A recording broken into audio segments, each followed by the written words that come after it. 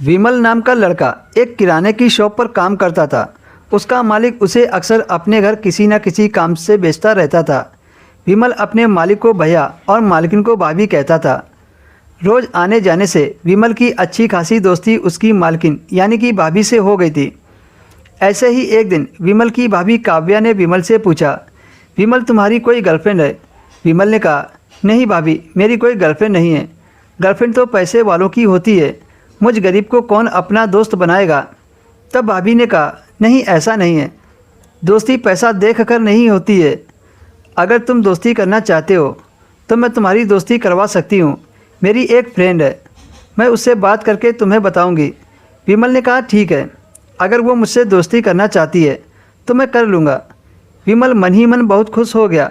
काफ़ी दिन ऐसे ही निकल गए। विमल रोज़ भाभी के घर काम से आता था, पर भाभी ने अभी तक कोई जवाब नहीं दिया था। एक दिन जब भाभी ने विमल से जूस मंगवाया तो विमल ने दोस्ती वाली बात भाभी को याद दिलाई।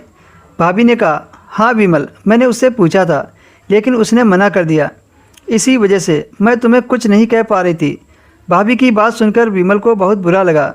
भाभी समझ गई थी कि विमल को बुरा लगा है। यह देखकर भाभी ने विमल से कहा, तुम टेंशन मत लो, मैं किसी न किसी से तेरी दोस्ती करवा दूंगी। विमल को काव्या भाभी पर पूरा विश्वास था। विमल के भैया हर महीने अपने गांव जाते थे। उनकी गांव में काफ़ी सारी ज़मीन थी, इसलिए हिसाब किताब के लिए उन्हें जाना पड़ता था। महीने में एक दिन विमल की दुकान बंद रहती थी। खाली समय में वह काव्या भाभी के घर आकर उनके कामों में हाथ बटा दिया करता था। इस वजह से विमल और भी उनका हमदर्द बन गया था।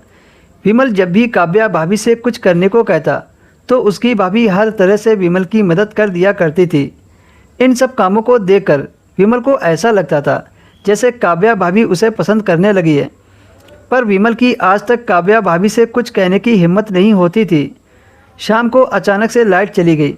काव्या भाभी ने विमल को फ़ोन करके अपने घर बुलाया और कहा, देखो मेरे घर की लाइट चली गई है।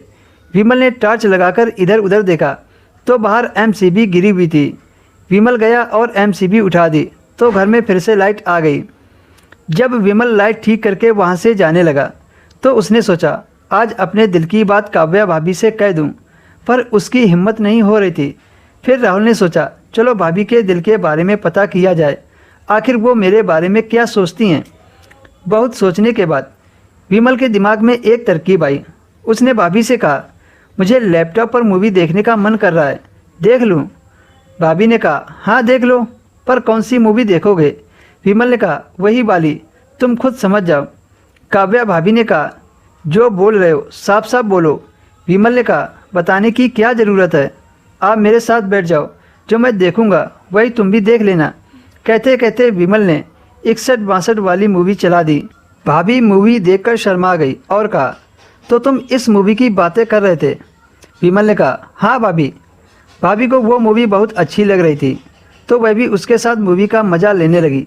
लेकिन मूवी देखने के बाद काव्या भाभी ने विमल के साथ जो किया, विमल को बहुत अच्छा लगा था। उसने तो कभी सोचा ही नहीं था कि इतना सब हो जाएगा।